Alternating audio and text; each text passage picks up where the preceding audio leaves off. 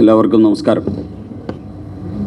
ഇന്ന് നടത്തുന്ന ഈ പത്രസമ്മേളനത്തിൽ എന്നോടൊപ്പം പങ്കെടുക്കുന്ന പാർട്ടിയുടെയും NDAയുടെയും നേതാക്കന്മാരെ പരിചയപ്പെടുത്തുകയാണ്.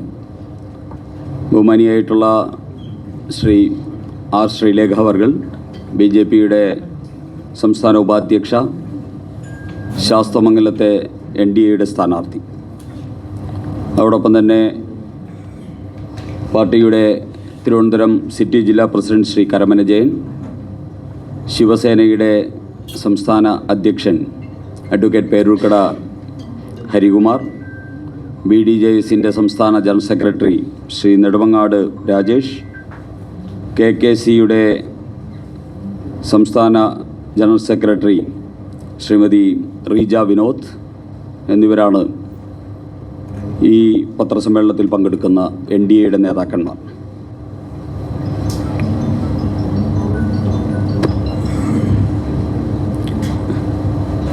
കഴിഞ്ഞ ദിവസം തിരുവനന്തപുരത്ത് ആനന്ദ് എന്ന യുവാവ് ആത്മഹത്യ ചെയ്തതുമായി ബന്ധപ്പെട്ട വിഷയം അങ്ങേയറ്റം ദുഃഖകരമായിട്ടുള്ള ഒന്നാണ്. അദ്ദേഹത്തിൻ്റെ ആത്മാവിൻ്റെ നിത്യശാന്തിക്കായി പ്രാർത്ഥിക്കുന്നു. ആ കുടുംബത്തിനും അദ്ദേഹത്തിൻ്റെ സുഹൃത്തുക്കൾക്കും യും ദുഃഖത്തിൽ ഭാരതീയ ജനതാ പാർട്ടി പങ്കുചേരുകയാണ്. ദൗർഭാഗ്യകരമായിട്ടുള്ള ഇത്തരത്തിലുള്ള വിഷയങ്ങൾ രാഷ്ട്രീയ പ്രചരണത്തിനായിട്ട് ദുരുപയോഗം ചെയ്യുന്ന നീചമായ സമീപനങ്ങൾ മുഖ്യധാരാ രാഷ്ട്രീയ പാർട്ടികളും ഉത്തരവാദിത്തപ്പെട്ട മന്ത്രിമാരും നേതാക്കന്മാരും അവസാനിപ്പിക്കണമെന്നാണ് BJPക്ക് അതിനെ സംബന്ധിച്ച് പറയാനുള്ളത്. ആനന്ദ് ഒരു കാലഘട്ടത്തിലും BJPയുടെ പ്രവർത്തകനായിരുന്നില്ല. അദ്ദേഹത്തിന് BJPയുടെ ചുമതലയും ഉണ്ടായിരുന്നില്ല. അദ്ദേഹം BJPയുടെ സ്ഥാനാർത്ഥി പട്ടികയിൽ വന്നിട്ടുള്ള ആളുമല്ല. BJPയുടെ സ്ഥാനാർത്ഥി പട്ടിക ജനാധിപത്യ രീതിയിൽ ഏറ്റവും മാതൃകാപരമായിട്ടാണ് തയ്യാറാക്കുന്നത്. അതിനെ സംബന്ധിച്ച് ഇന്നലെ പാർട്ടിയുടെ ജില്ലാ അധ്യക്ഷൻ കേരള സമൂഹത്തിനോട് വളരെ വ്യക്തമായിട്ട് പറഞ്ഞു കഴിഞ്ഞു.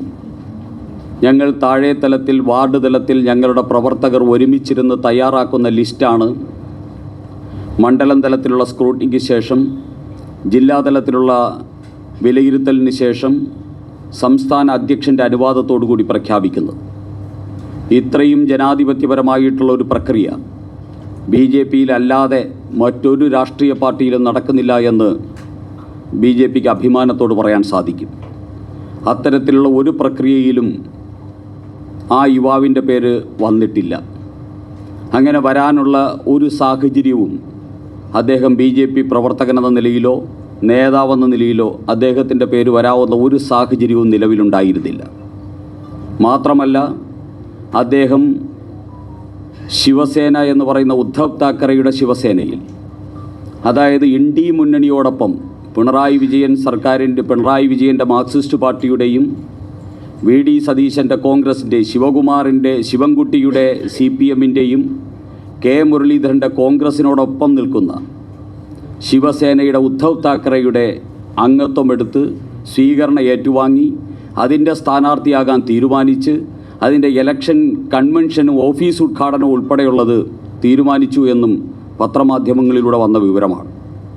അപ്പോൾ അതുകൊണ്ട് ഒരു യുവാവ് ആത്മഹത്യ ചെയ്ത ആ ദാരുണമാർന്ന അവസ്ഥയെ BJPക്കെതിരായിട്ടുള്ള കുപ്രചരണങ്ങളാക്കാനും ആരോപണങ്ങൾ ഉന്നയിക്കാനും BJPക്കെതിരെ അധിക്ഷേപം ചൊരിയാനുമുള്ള വേദിയാക്കി ബഹുമാന്യരായിട്ടുള്ള മാധ്യമപ്രവർത്തകരും അതോടൊപ്പം തന്നെ ഉത്തരവാദിത്വപ്പെട്ട രാഷ്ട്രീയ പ്രവർത്തകരും മാറ്റരുതേ എന്ന് അഭ്യർത്ഥിക്കുകയാണ്.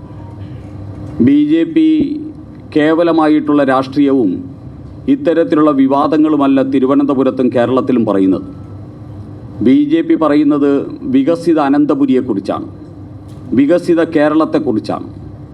അങ്ങനെ BJP വികസിത അനന്തപുരിയെക്കുറിച്ച് പറയുമ്പോൾ, വികസിത തൃശ്ശൂരിനെക്കുറിച്ച് പറയുമ്പോൾ, വികസിത കേരളത്തിനെക്കുറിച്ച് പറയുമ്പോൾ കഴിഞ്ഞ 70 വർഷക്കാലമായിട്ട് ഇടതുപക്ഷത്തിൻ്റെയും വലതുപക്ഷത്തിൻ്റെയും പിടിപ്പുകേടിൻ്റെ ഫലമായിട്ട് ദുരന്തമനുഭവിക്കുന്ന കേരളത്തിലെ മുഴുവൻ ജനതയും ശ്രീ രാജീവ് ചന്ദ്രശേഖർ പറയുന്ന വികസിത കേരളത്തിനോടൊപ്പം ജാതിക്കും മതത്തിനും രാഷ്ട്രീയത്തിനു പോലും അതീതമായി വന്നുകൊണ്ടിരിക്കുന്ന സാഹചര്യമാണ്. ഈ സാഹചര്യം ഇവിടുത്തെ കമ്മ്യൂണിസ്റ്റുകാർക്കും കോൺഗ്രസ്സുകാർക്കും ദഹിക്കുന്നില്ല. ഞങ്ങളുടെ സ്ഥാനാർത്ഥി പട്ടിക, ഒന്നാം ഘട്ട സ്ഥാനാർത്ഥി പട്ടിക തിരുവനന്തപുരത്ത് പ്രഖ്യാപിക്കപ്പെട്ടതോടുകൂടി തന്നെ BJPക്ക് തിരുവനന്തപുരത്ത് മേൽക്കൈ ലഭിച്ചു. ആ സ്ഥാനാർത്ഥി പട്ടികയിൽ ഉൾപ്പെട്ടിട്ടുള്ള പ്രമുഖ വ്യക്തിത്വങ്ങൾ, സാധാരണ പ്രവർത്തകർ, പൊതുരംഗത്ത് സജീവമായിട്ട് നിൽക്കുന്ന ബഹുമുഖ പ്രതിഭകൾ എല്ലാവരെയും ഉൾപ്പെടുത്തുന്ന തിരുവനന്തപുരത്ത് ഇന്നേ വരെ സൃഷ്ടിക്കപ്പെട്ടിട്ടുള്ളതിൽ വെച്ച് ഏറ്റവും ഉത്തമമായിട്ടുള്ള ഒരു സ്ഥാനാർത്ഥി പട്ടികയാണ് BJP പ്രഖ്യാപിച്ചത്. ആ പ്രഖ്യാപിച്ചതോടുകൂടി തന്നെ അനന്തപുരി BJPയെ സ്വീകരിക്കുമെന്നുള്ളൊരു പ്രതീതി ഉയർന്നു വന്നു കഴിഞ്ഞു.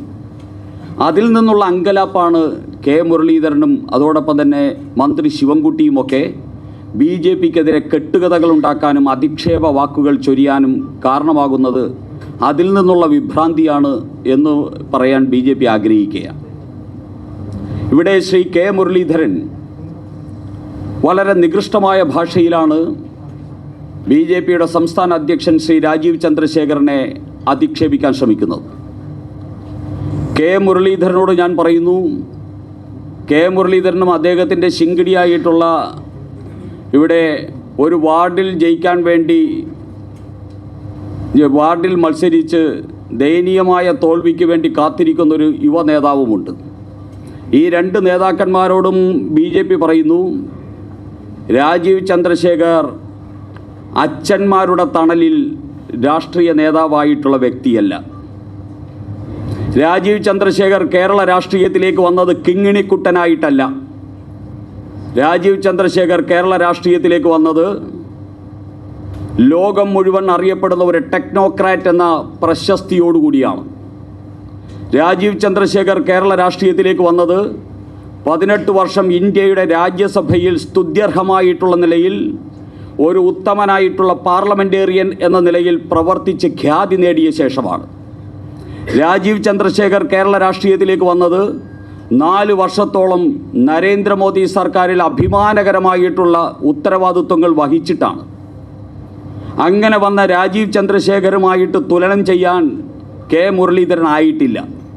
രാജീവ് ചന്ദ്രശേഖരനെ വിമർശിക്കാൻ കെ മുരളീധരൻ ഇനി ഒരു 5 ജന്മം ജനിക്കേണ്ടി വരും. രാജീവ് ചന്ദ്രശേഖർ അച്ഛന്മാരുടെ തണലിൽ വളർന്നു വന്ന ആളല്ല, കിങ്ങിണിക്കുട്ടനുമായിട്ടല്ല കേരള രാഷ്ട്രീയത്തിലേക്ക് വന്നത് എന്ന് ഇവിടുത്തെ കോൺഗ്രസ് നേതാക്കന്മാരെയും ശിവൻകുട്ടി ഉൾപ്പെടെയുള്ള മന്ത്രിയെയും ഓർമ്മിപ്പിക്കുവാൻ BJP ആഗ്രഹിക്കുകയാണ്. രാജീവ് ചന്ദ്രശേഖർ കേരളത്തിലേക്ക് വന്നതിൻ്റെ ഗുണമെന്താണ്?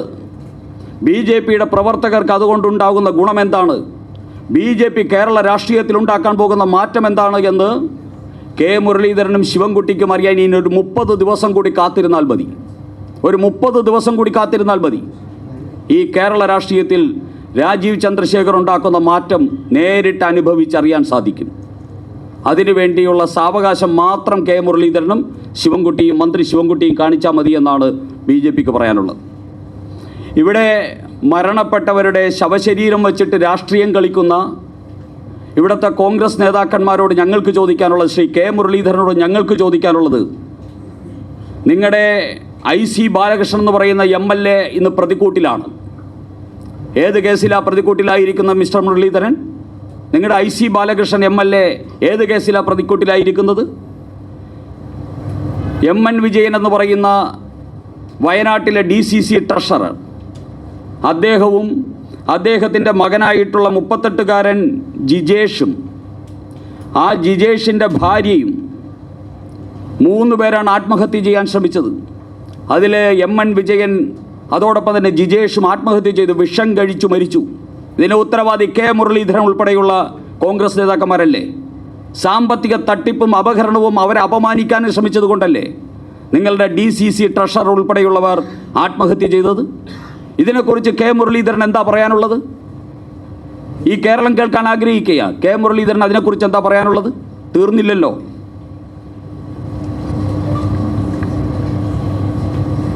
രാഹുൽ മാങ്കൂട്ടത്തിൽ എന്ന് പറയുന്ന ഒരു അസാധാരണ പ്രതിഭ ഇന്ന് കോൺഗ്രസിൻ്റെ പരിപാടിയിൽ പങ്കെടുത്തല്ലോ.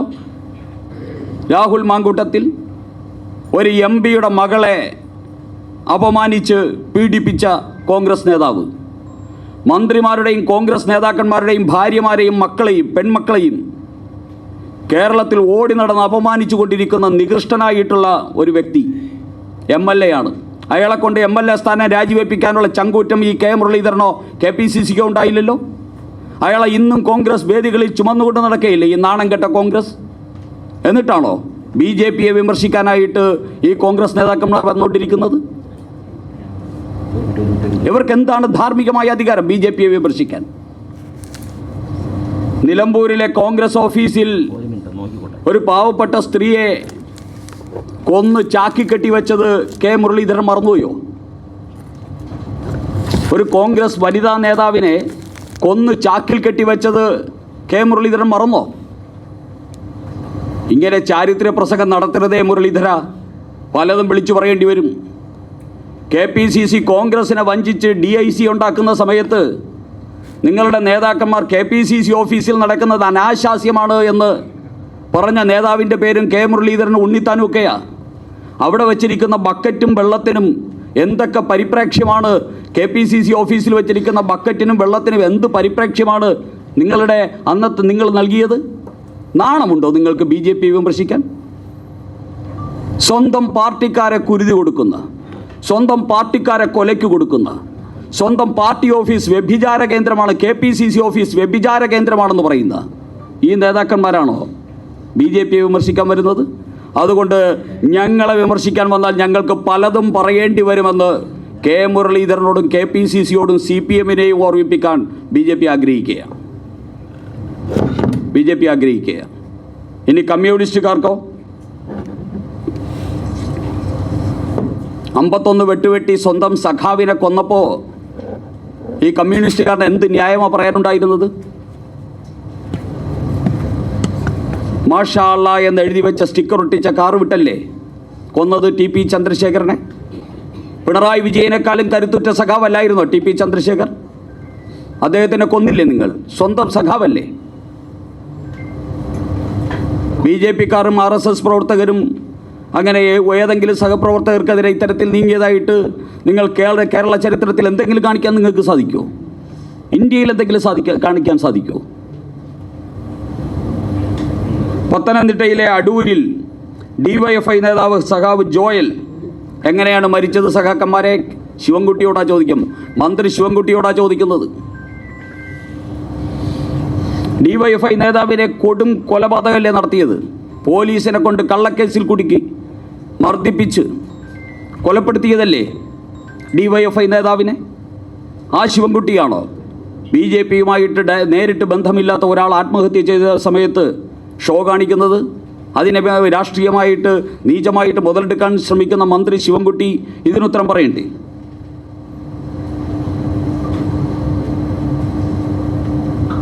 CPMൻ്റെ ഓഫീസിൽ യുവതി ആത്മഹത്യ ചെയ്തത് ഇനി ശിവൻകുട്ടിയെ ഞങ്ങൾ ഓർമ്മിപ്പിക്കണോ? CPMൻ്റെ ഓഫീസിലല്ലേ ഒരു യുവതി ആത്മഹത്യ ചെയ്തത്? അതുകൊണ്ട് ഞങ്ങൾക്കൊന്നേ പറയാനുള്ളൂ, ഞങ്ങൾക്ക് വേണമെങ്കിൽ ഈ സംഭവങ്ങൾ നടക്കുന്ന സമയത്ത് ആ ശവശരീരങ്ങൾ വെച്ച് CPMനെയും കോൺഗ്രസിനെയും ഞങ്ങൾക്കും ഇതുപോലെ അധിക്ഷേപിക്കാമായിരുന്നു, ആക്ഷേപിക്കാമായിരുന്നു, അപമാനിക്കാമായിരുന്നു. പക്ഷെ മരിച്ചു വീഴുന്ന ഏത് പാർട്ടിക്കാരനാണെങ്കിലും മരിച്ചു വീഴുന്ന പ്രവർത്തകരുടെ ശവശരീരവും ആത്മാവിനെയും വെച്ച് രാഷ്ട്രീയം കളിക്കുന്ന സംസ്കാരം BJPക്കില്ല. അതുകൊണ്ട് BJP ആ നാളുകളിൽ അത് ചെയ്തിട്ടില്ല. BJP കാണിക്കുന്ന മാന്യത തിരിച്ചു കാണിക്കാൻ ജനാധിപത്യപരമായിട്ടുള്ള ഉത്തരവാദിത്വം കേരളത്തിലെ കോൺഗ്രസ്സുകാർക്കും കമ്മ്യൂണിസ്റ്റുകാർക്കും ഉണ്ട്. അത് കാണിക്കാതെ വന്നു കഴിഞ്ഞാൽ BJPക്കും കേരളത്തിൽ പലതും വിളിച്ചു പറയേണ്ടി വരും എന്ന് സഖാക്കന്മാരെയും കോൺഗ്രസ്സുകാരെയും ഓർമ്മിപ്പിക്കുവാൻ ഞങ്ങൾ ആഗ്രഹിക്കുകയാണ്. ഞങ്ങളുടെ ഏറ്റവും വലിയ മൂലധനം ഞങ്ങൾക്ക് വേണ്ടി പ്രവർത്തിക്കുന്ന പ്രവർത്തകരാണ്. കഴിഞ്ഞ 10-80 വർഷക്കാലമായിട്ട് ലക്ഷക്കണക്കിന് വരുന്ന പ്രവർത്തകർ ഞങ്ങൾക്ക് വേണ്ടി പ്രവർത്തിക്കുന്നു. ആ പ്രവർത്തകരാണ് ഞങ്ങളുടെ പാർട്ടിയുടെ ഏറ്റവും വലിയ മൂലധനം. ആ പ്രവർത്തകർക്ക് വേണ്ടിയാണ് ഈ പാർട്ടി. ആ പ്രവർത്തകരിലൂടെ കേരളത്തെ രക്ഷപ്പെടുത്തുക എന്നുള്ളതാണ് ഞങ്ങളുടെ ലക്ഷ്യം. അതുകൊണ്ട് ആ പ്രവർത്തകരുടെ ജീവൻ വെച്ച് ഞങ്ങൾ പന്താടാറില്ല. ആ പ്രവർത്തകരുടെ ജീവൻ ഞങ്ങളെ സംബന്ധിച്ചിടത്തോളം ഏറ്റവും വിലപ്പെട്ടതാണ്. ഈ ജീവൻ പോലും പ്രസ്ഥാനത്തിന് വേണ്ടി സമർപ്പിക്കപ്പെട്ടവരെ ആരാധിക്കുകയും അവരുടെ പാതയിലൂടെ പിന്തുടരുകയും ചെയ്യുന്ന ഒരു മഹാപ്രസ്ഥാനമാണ് ഞങ്ങളുടെ പ്രസ്ഥാനം. അതുകൊണ്ട് ഞങ്ങളുടെ പ്രവർത്തകരുടെ ജീവൻ വെച്ച് ഞങ്ങളെ വേട്ടയാടാനും ഞങ്ങളെ അധിക്ഷേപിക്കാനും ശ്രമിക്കരുത്. ഇത് ഒരു മുൻകൂട്ടി ഞങ്ങൾ ഇവിടുത്തെ ഉത്തരവാദിത്വപ്പെട്ടവരോട് പറയാൻ ആഗ്രഹിക്കുക. ചില മാധ്യമ സുഹൃത്തുക്കളോടും ഞങ്ങൾക്ക് പറയാനുള്ളത് ഇത് തന്നെയാണ്.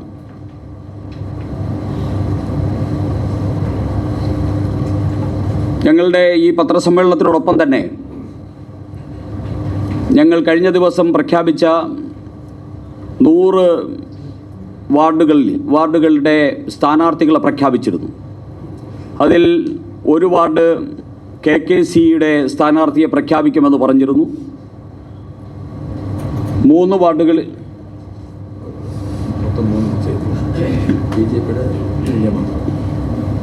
വിഴിഞ്ഞം വാർഡിലെ BJPയുടെ സ്ഥാനാർത്ഥിയെ പ്രഖ്യാപിക്കുമെന്ന് പറഞ്ഞിരുന്നു.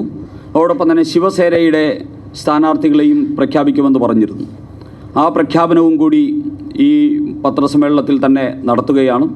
ആ പ്രഖ്യാപനം നടത്താനായിട്ട് പാർട്ടിയുടെ ജില്ലാ അധ്യക്ഷനെ ക്ഷണിക്കുന്നു.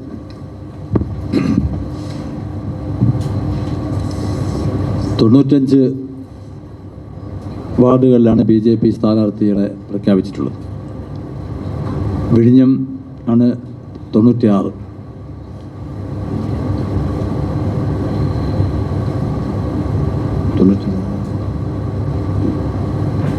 വിഴിഞ്ഞം സർവശക്തിപുരം ബിനു.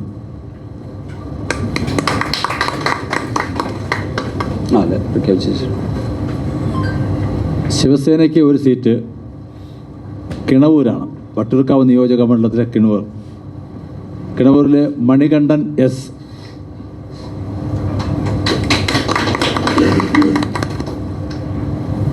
KKC കാമരാജ് കോൺഗ്രസ് നിയമനിയോജക മണ്ഡലത്തിലെ പുഞ്ചക്കരി വാർഡാണ്. അപർണ S. രാജ്.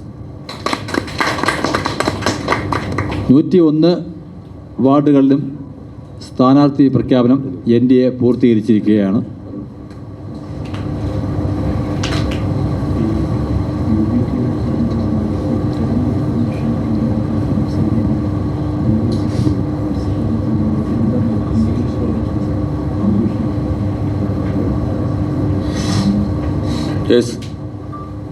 ആ സ്ഥാനാർത്ഥികളെ ഞങ്ങൾ സ്വീകരിക്കുന്നു. ഓരോ സ്ഥാനാർത്ഥിയിലേക്ക് ഞാൻ പറഞ്ഞതിനെക്കുറിച്ച് എന്തെങ്കിലും ചോദിക്കാനുണ്ടോ? ഈ 2 മാസത്തിന് 3 ആത്മഹത്യകളാണ് നടന്നത്. അപ്പോൾ സ്വാഭാവികമായും വലിയ ഗുരുതരമായ ആരോപണങ്ങളാണ് ഈ ആത്മഹത്യകൾക്ക് അടക്കം പറയേണ്ടി. അപ്പോൾ ഇതുമായി ബന്ധപ്പെട്ട് നമ്മൾ സ്വാഭാവികമായും ഒരു പരിശോധന വേണ്ടതല്ല. അങ്ങനെ എന്തെങ്കിലും ഇതുവരെ നടന്നതായിട്ട് കണ്ടിട്ടില്ല. മാത്രമല്ല ഇന്നിപ്പം നെടുമങ്ങാട് ഒരു സ്ഥാനാർത്ഥി നിഷേധിക്കപ്പെട്ടു എന്നാരോപിച്ച് ഒരു വനിത ആത്മഹത്യക്ക് ശ്രമിച്ചിട്ടുണ്ട്. അതിൽ ആ ശാലിനി ഞങ്ങളുടെ സ്ഥാനാർത്ഥി പട്ടികയിലുള്ള ആളാണ്. ആ സ്ഥാനാർത്ഥികളുടെ പാനലിലുള്ള ആളാണ്. അത് അവിടുത്തെ പാർട്ടി അത് എന്തുകൊണ്ടാണ് ശാലിനി ഞങ്ങളുടെ ഏറ്റവും വേണ്ടപ്പെട്ട ഒരു പ്രവർത്തകയാണ്. ശാലിനി അങ്ങനെ ഒരു സാഹചര്യം ഉണ്ടാക്കി എന്നുള്ളത് ഞങ്ങളുടെ പ്രവർത്തകരുടെ സംരക്ഷണയിലാണ് അവർക്ക് പശ്ചാത്താപമുണ്ട്. അതൊക്കെ വന്നു കഴിഞ്ഞു. അത് ശാലിനി സ്ഥാനാർത്ഥി പട്ടികയിലുള്ള ആളാണ്. സ്ഥാനാർത്ഥിയെ സംബന്ധിച്ച് ആ വാർഡിൽ അന്തിമ തീരുമാനം എടുത്തിട്ടില്ല. അതാണ്.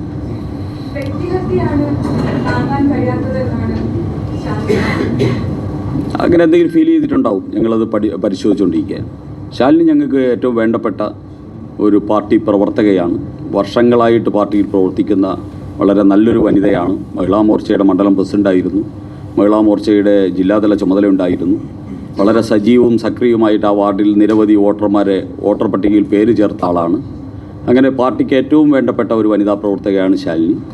ആ ശാലിനിയുടെ കാര്യം പാർട്ടിക്കാർക്കും ഒരു ഞെട്ടലാണ് ഉണ്ടാക്കിയിട്ടുള്ളത്. പാർട്ടിക്കാർ ഇപ്പോൾ അവരോടൊപ്പം ഉണ്ട്, അവരുടെ വീട്ടിലുണ്ട്. ഞങ്ങളത് പരിശോധിക്കും. ശാലിനിക്ക് അങ്ങനെ എന്തെങ്കിലും വിഷമം ഉണ്ടാക്കിയിട്ടുണ്ടെങ്കിലും അത് പരിശോധിക്കാൻ പാർട്ടി ബാധ്യസ്ഥമാണ്.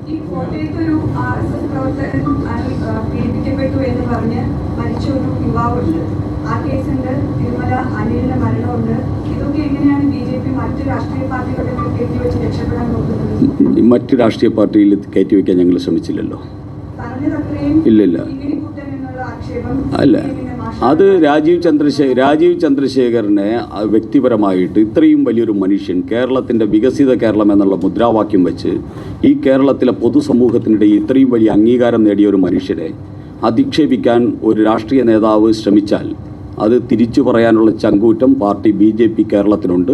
അത് തിരിച്ചു പറഞ്ഞേ ഞങ്ങൾ മുന്നോട്ട് പോകും. അത്രയേ ഉള്ളൂ. അത് വേറെ വിഷയം. ഇവിടുത്തെ വിഷയം എന്ന് പറയുന്നത് ഞങ്ങൾ അനിലിൻ്റെ മരണവുമായിട്ട് ബന്ധപ്പെട്ടതും ദൗർഭാഗ്യകരമായിട്ടുള്ളതാണ്. അതിനെ സംബന്ധിച്ച് പിണറായി വിജയൻ സർക്കാരിൻ്റെ വിജിലൻസ് വിശദമായ അന്വേഷണം നടത്തിയിട്ടുണ്ട്. ആ സൊസൈറ്റിയിലെ എല്ലാ രേഖകളും പിണറായി വിജയൻ്റെ കയ്യിലുണ്ട്. ആ രേഖകൾ വെച്ചിട്ട് അന്ന് വന്നിട്ടുള്ള അധിക്ഷേപങ്ങൾ എന്തൊക്കെയായിരുന്നു? BJPയുടെ നേതാക്കന്മാർ അവിടെ നിന്ന് കോടികൾ കൊണ്ടുപോയി, BJPയുടെ നേതാക്കന്മാരാണ് കുഴപ്പമുണ്ടാക്കിയത് എന്നൊക്കെ പറഞ്ഞാണല്ലോ എല്ലാവരും അധിക്ഷേപിച്ചത്. അവിടെയും പോയിട്ട് ശിവൻകുട്ടി വലിയ മുതലക്കണ്ണീരൊഴുക്കിയല്ലോ. എന്നിട്ട് അതിനെക്കുറിച്ചുള്ള അന്വേഷണം എന്തായി? BJPയുടെ നേതാക്കന്മാരാരെങ്കിലും അതിൽ അകപ്പെട്ടിട്ടുണ്ടോ? ഇനി ഉണ്ടെങ്കിൽ തന്നെ കോടികൾ കൊണ്ടുപോയിട്ടുണ്ടോ? ലക്ഷങ്ങൾ കൊണ്ടുപോയിട്ടുണ്ടോ? അന്വേഷണം പുറത്തു വരട്ടെ. ആ അന്വേഷണവും അത് അത്രയും ഉണ്ടായിരുന്നുള്ളൂ. പക്ഷേ ദൗർഭാഗ്യം ഇത്രയും ബലഹീനമായിട്ടുള്ള ഒരു മനസ്സ് ആയിപ്പോയി അദ്ദേഹത്തിന് എന്നുള്ളത് ഞങ്ങൾക്ക് വിഷമമുണ്ട്. അദ്ദേഹം ആത്മഹത്യ ചെയ്യേണ്ട ഒരു സാഹചര്യം ഉണ്ടായിരുന്നില്ല. ഞങ്ങളുടെ വിലപ്പെട്ട മനുഷ്യനായിരുന്നു ശ്രീ അനിൽ, സംശയമില്ല. പക്ഷേ അദ്ദേഹത്തിൻ്റെ മരണത്തെയും ഞങ്ങളെ അധിക്ഷേപിക്കാനാണ് എല്ലാവരും ശ്രമിച്ചത്. അതിൻ്റെ ഒരു കാരണവും ഉണ്ടായിരുന്നില്ല, അതിലൊരു വസ്തുത ഉണ്ടായിട്ടില്ല എന്ന് കാലം തെളിയിച്ചു. ഇതൊക്കെ അതുകൊണ്ടാണ് ഞങ്ങൾ പറയുന്നത് മരണപ്പെടുന്നവരുടെ ശവശരീരത്തിൽ കയറി നിന്ന് രാഷ്ട്രീയം കളിക്കരുത്. അതൊരു മര്യാദയുള്ള ജനാധിപത്യമല്ല, അതൊരു അന്തസ്സുറ്റ ജനാധിപത്യമല്ല. നമുക്ക് ഇവിടെ എന്തൊക്കെ പറയാനുണ്ട്? വികസനത്തെക്കുറിച്ച് നമുക്ക് ഡിബേറ്റ് നടത്താമല്ലോ. ഈ നാടിൻ്റെ നന്മയ്ക്ക് വേണ്ടിയുള്ള കാര്യങ്ങൾ ചെയ്യാമല്ലോ. എന്തിനാണ് നമ്മൾ ഇതിനെയൊക്കെ കുത്തിത്തിരികി ഇവിടെ ഇങ്ങനെ BJP അധിക്ഷേപിക്കാൻ ശ്രമിക്കുന്നത്? ഞങ്ങൾക്ക് കാര്യം മനസ്സിലായി. BJP തിരുവനന്തപുരം നഗരത്തിൽ BJPയിൽ മത്സരിക്കാൻ ആഗ്രഹിക്കുന്ന ഒരുപാട് പേരുണ്ട്. BJPയുടെ പ്രവർത്തകർ മാത്രമല്ല, BJPയുടെ അനുഭാവികളും പ്രമുഖ വ്യക്തിത്വങ്ങളും ഒക്കെ BJPയിൽ മത്സരിക്കാൻ ഇന്ന് തയ്യാറാണ്. കാരണം അന്തരീക്ഷം മാറുന്ന, രാഷ്ട്രീയം മാറുന്നത് മനസ്സിലാക്കുന്ന ജനതയാണ്. BJPയിൽ മത്സരിക്കാൻ വേണ്ടി ആഗ്രഹം കൂടുന്നതും ആൾക്കാർ വരുന്നതും ഒക്കെ സ്വാഭാവികമാണ്. കേരളത്തിൽ ഇനി അതാണ് സംഭവിക്കാൻ പോകുന്നത്. അത് കോർപ്പറേഷൻ തദ്ദേശ തെരഞ്ഞെടുപ്പുകളിൽ മാത്രമല്ല, വരുന്ന അസംബ്ലി തെരഞ്ഞെടുപ്പിലും അതുതന്നെയാണ് സംഭവിക്കാൻ പോകുന്നത്. യാതൊരു സംശയമില്ല. കേരളം മാറി ചിന്തിച്ചു തുടങ്ങിയിരിക്കുന്നു. ആ സമയത്ത് ഇത്തരത്തിൽ ഒരു വസ്തുതയില്ലാത്ത അധിക്ഷേപങ്ങളുമായിട്ട് വരരുത് എന്നൊരു അഭ്യർത്ഥന മാത്രമേ ഞാൻ നടത്തിയിട്ടുള്ളൂ. വ്യക്തിപരമായിട്ട് പാർട്ടിയുടെ സംസ്ഥാന അധ്യക്ഷനെ അധിക്ഷേപിക്കാൻ ശ്രമിച്ചു കഴിഞ്ഞാൽ തിരിച്ചുത്തരം പറയാൻ ഞങ്ങൾക്ക് ബാധ്യതയുണ്ട്.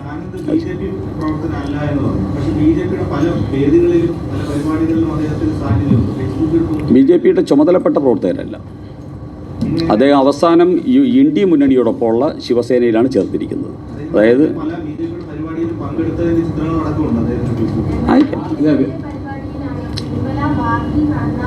അദ്ദേഹം പരിപാടികളിൽ പങ്കെടുത്തിട്ടുണ്ടാകാം. അതിനെക്കുറിച്ച് അതൊരു തർക്ക വിഷയമല്ല. പാർട്ടിയുടെ ചുമതല ഉണ്ടായിട്ടില്ല എന്ന് മാത്രമേ ഞാൻ പറഞ്ഞുള്ളൂ.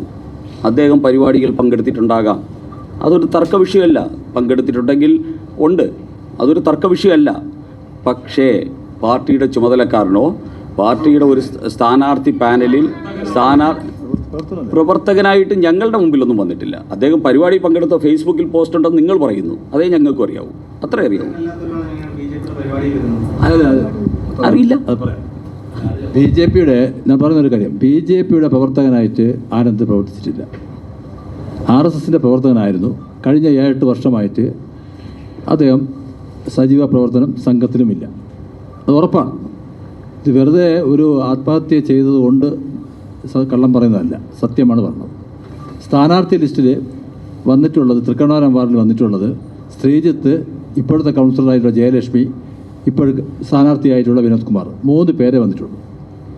ആനന്ദ് സ്ഥാനാർത്ഥിയാകാനുള്ള ഒരു സാഹചര്യവും ആ വാർഡിലില്ല. ഇതാണ് സത്യം.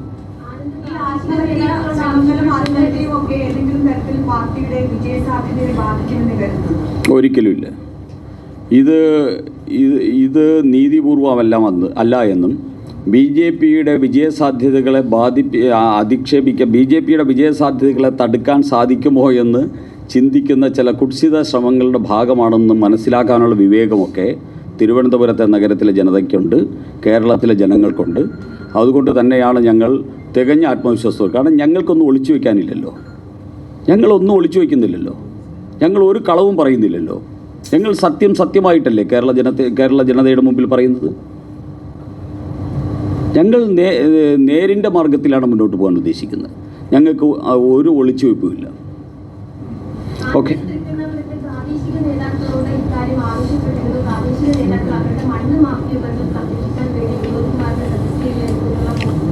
ഒരു മരണപ്പെട്ട ആളിൻ്റെ ഫേസ്ബുക്കിനെ സംബന്ധിച്ച്, ആ ഫേസ്ബുക്ക് പോസ്റ്റിനെ സംബന്ധിച്ച് പാർട്ടിയുടെ അഭിപ്രായം പറഞ്ഞ് അദ്ദേഹത്തിൻ്റെ ആത്മാവിനെ നോവിക്കാൻ ഞങ്ങൾ ആഗ്രഹിക്കുന്നില്ല. അതെ, അദ്ദേഹത്തിൻ്റെ ആത്മഹത്യാക്കുറിപ്പ് എന്ന നിലയിൽ വന്നിരിക്കുന്ന കാര്യത്തിലെ വശങ്ങളെക്കുറിച്ചും ഞങ്ങളുടെ അഭിപ്രായം, അദ്ദേഹത്തിൻ്റെ ശവശരീരം അതിൻ്റെ സംസ്കാരം പോലും നടന്നിട്ടില്ല. ഈ സാഹചര്യത്തിൽ അതിനെക്കുറിച്ച് ഞങ്ങളുടെ അഭിപ്രായം ഈ സമയത്ത് ഞങ്ങൾ പറയുന്നില്ല. അത് ഞങ്ങളുടെ മര്യാദയാണ്. മരണപ്പെട്ട ഒരാളിൻ്റെ ആത്മഹത്യാക്കുറിപ്പിനെക്കുറിച്ച് ഇപ്പോൾ ഞങ്ങൾ ഖണ്ഡിക്കാനോ വിമർശിക്കാനോ അതിനെക്കുറിച്ച് ഉത്തരം പറയാനോ ഈ സമയത്ത് തയ്യാറാകുന്നില്ല. അത് പറയേണ്ട സമയത്ത് പറയേണ്ടതുണ്ടെങ്കിൽ പറഞ്ഞോളാം.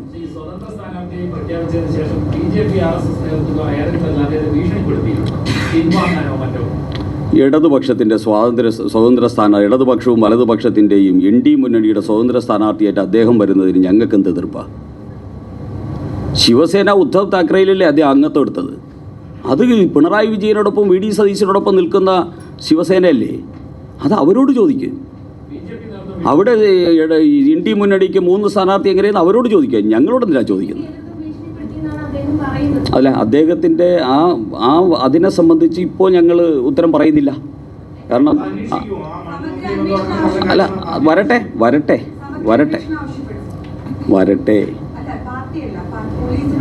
ആരാ? പിണറായി വിജയൻ്റെ പോലീസിനോടാ?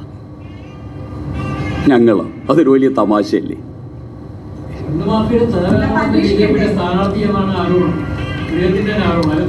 അല്ല, അതുകൊണ്ടാണ് ഞാൻ നേരത്തെ പറഞ്ഞല്ലോ, അദ്ദേഹത്തിൻ്റെ മരണമൊഴി ആയിട്ട് അദ്ദേഹത്തിൻ്റെ ആത്മഹത്യാക്കുറിപ്പുമായി ബന്ധപ്പെട്ട് എന്തെങ്കിലും അതിനെ വിമർശിക്കാനോ അതിൻ്റെ കണ്ടൻറ്റിനെ സംബന്ധിച്ച് BJPയുടെ അഭിപ്രായം പറയാനോ ഇപ്പം ഞങ്ങൾ തയ്യാറാകുന്നില്ല. കാരണം ഞങ്ങൾ അദ്ദേഹത്തിൻ്റെ ആത്മാവിനെ ബഹുമാനിക്കുന്നു, അദ്ദേഹത്തിൻ്റെ ആത്മാവിന് ആദരാഞ്ജലി അർപ്പിക്കുന്നു, അദ്ദേഹത്തിൻ്റെ കുടുംബത്തിൻ്റെ ദുഃഖത്തിൽ BJP പങ്കാളിയാകുന്നു. അത് ഞങ്ങളുടെ രാഷ്ട്രീയ മര്യാദയായിട്ടും സംസ്കാരമായിട്ടും പ്രിയപ്പെട്ട മാധ്യമ സുഹൃത്തുക്കൾ എടുക്കണമെന്നാണ് എൻ്റെ അഭിപ്രായം.